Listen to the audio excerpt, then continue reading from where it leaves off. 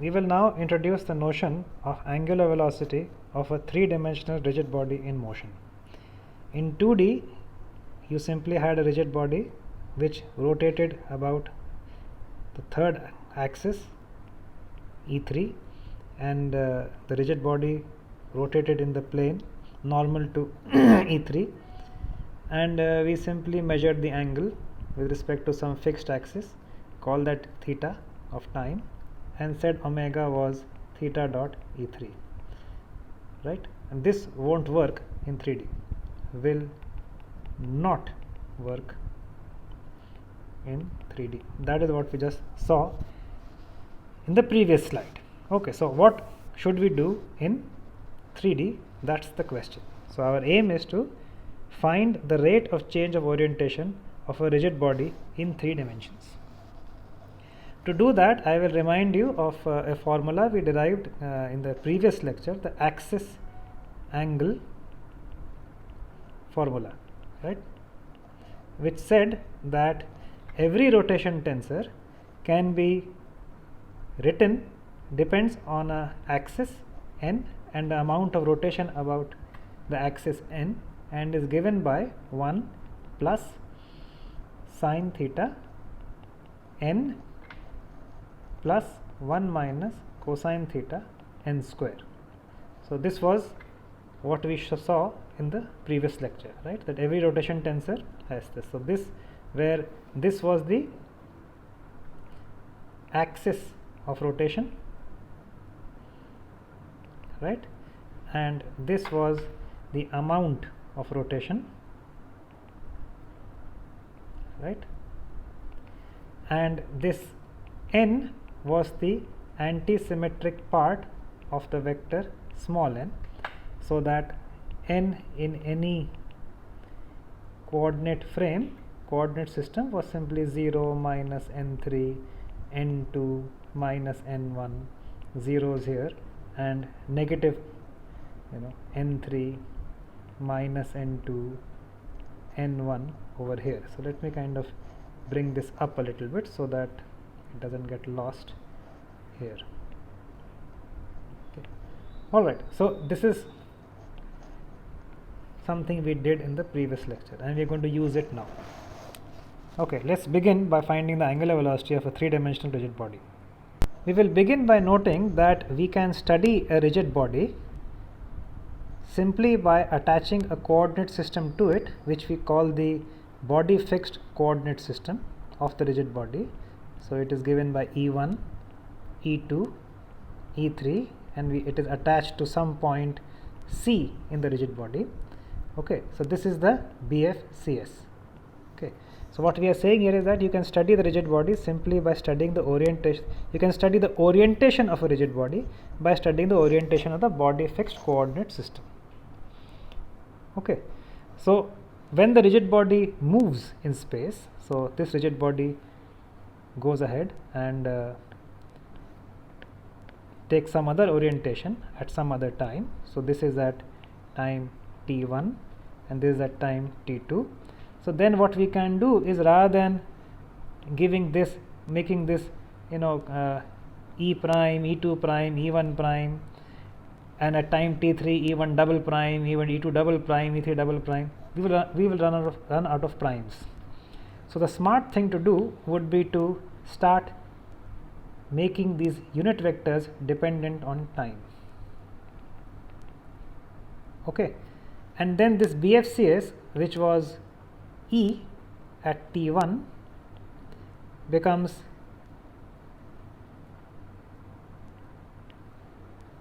E at t2.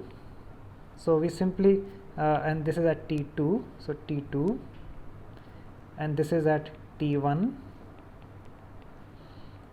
right. So what we have done is, rather than giving so we have changed the notation. Earlier we used to have things like E at C EI, then we had E prime at C at EI prime. Okay, so this was good when we were doing statics, but now that we are doing dynamics, rather than using this notation, we are going to start using a notation which goes like this. E, which is a function of time, centered at C and moving with unit vectors ei which depend on time. So this is the BFCS from now on. Okay, so that's the setup. So the BFCS changes with time, and at any point of time it is given by E of t, and I am calling it G, so let's make it G, not C. So here's G, and unit vectors are given by ei of t, and I want to study the rate of change of this rigid body, the orientation's rate of change. Okay, so how do we study that? Well, what we need to do therefore is we'll compute the rate of change of these unit vectors which define the BFCS. Okay, so well, how do I do that? Well, the rate of change is simply given by, well, the usual formula. Calculate the ei at time t plus delta t, subtract from ei at time t, divide by delta t and take delta t to be 0. This is the usual definition of a derivative, right? Okay, all very good. Now how should we proceed from here? Now we will use the axis angle formula. What we realize is that we have two coordinate systems, or rather we have, so let's kind of use the same figure here but modify them a little bit. So we will say that this is the situation at time t. Okay, the top figure is the situation at time t, and this is ei at t, and this one is the situation at time t plus delta t.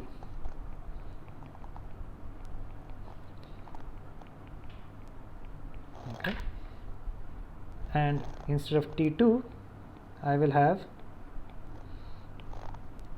E at t plus delta t. Okay, so I have my body fixed coordinate system at time t given by E of t. I have my body fixed coordinate system at time t plus delta t given by E of t plus delta t. Both these coordinate systems are Cartesian coordinate systems. So what we have learned in the past is that we can find a rotation tensor which takes E of t given by ei of t. There is a rotation tensor R which will take us to E of t plus delta t given centered at G and given by ei t plus delta t. So we can find such a rotation tensor. Now such a rotation tensor will change as time changes, so therefore we can write R as a function of t.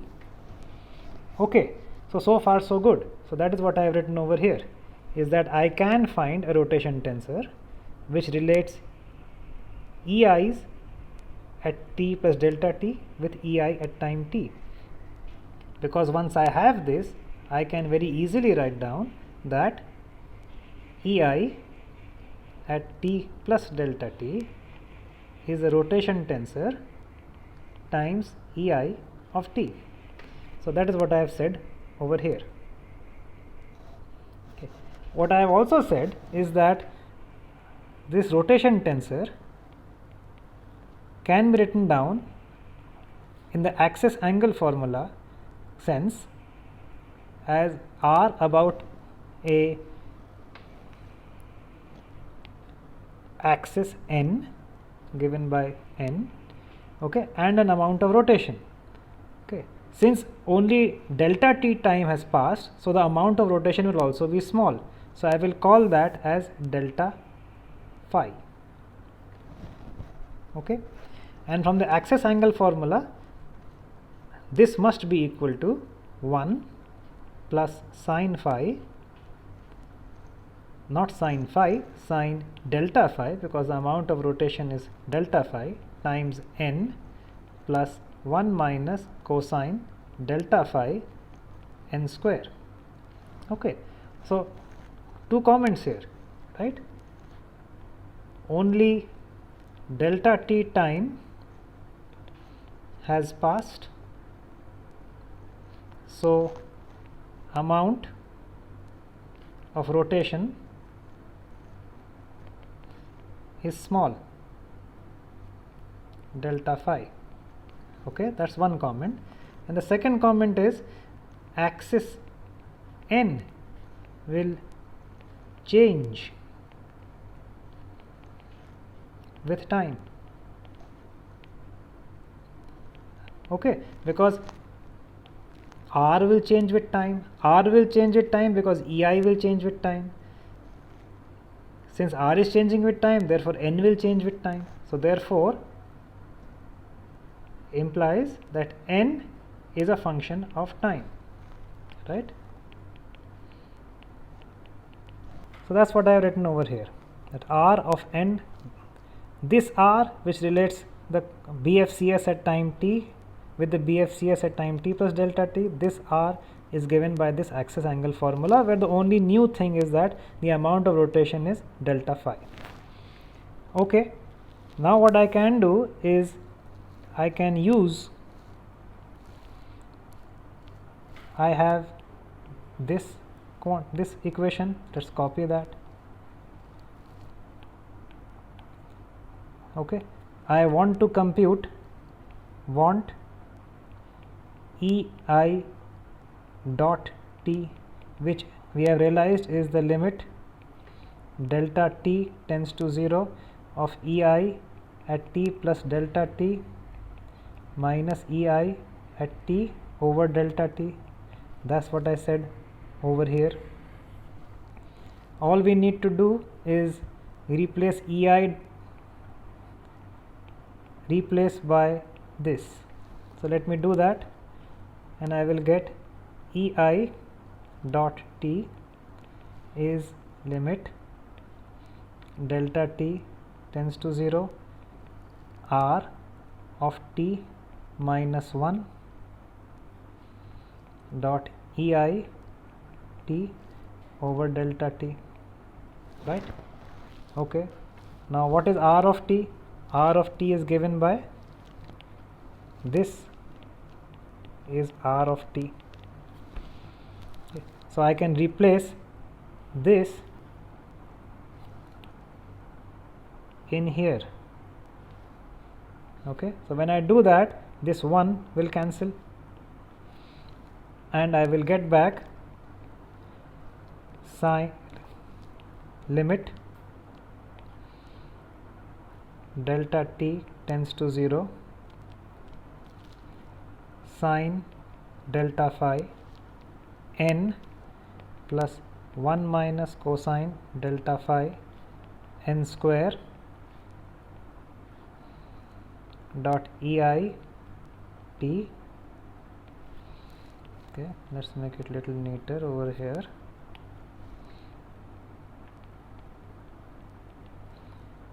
Whole upon delta t. Okay, so far so good. Okay, so now what should I do? So this is what EI dot t is this expression. If you are if you remember your JE, what you will immediately realize is that sine delta phi is delta phi for small delta phi, and 1 minus cosine delta phi is delta phi square for small delta phi.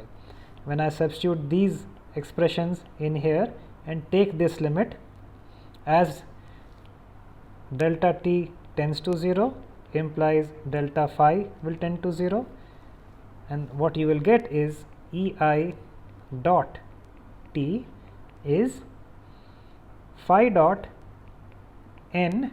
Remember, capital N is also a function of time, dot EI t, right? So that's what I have got. I am almost home. Let's paste it over here. This is what I have got. We know that capital N into any vector is n cross A. So that implies that EI dot t is phi dot n of t cross EI of t. Okay. So I have finally given you a formula for EI dot t. It's given by this. Okay, now this should remind you of something like angular velocity. Okay, back in 2D world you had that velocity was omega cross r. Okay, this looks something like that. There are cross products in here, there are angular rates over there, so this kind of close, and in fact that's what we do. That's the expression that I have just found for you, and we now define an angular velocity by this part. So this is what we call the angular velocity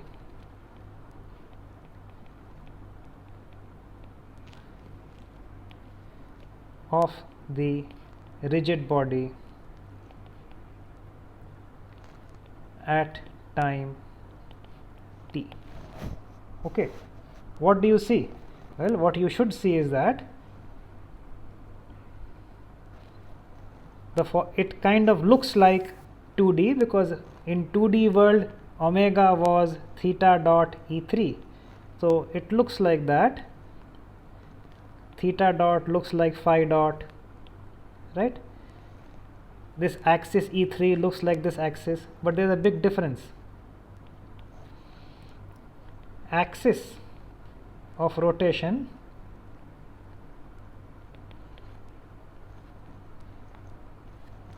which is n of t changes with time. In other words,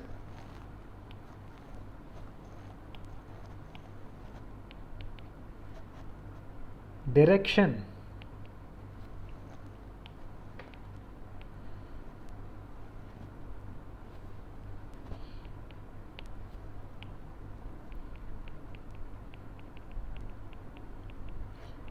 of omega, right, changes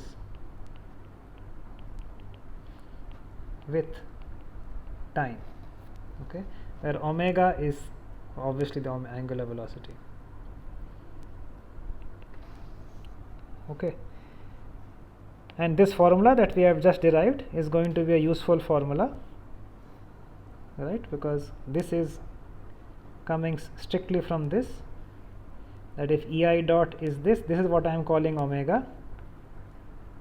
Okay, so ei dot is omega cross e.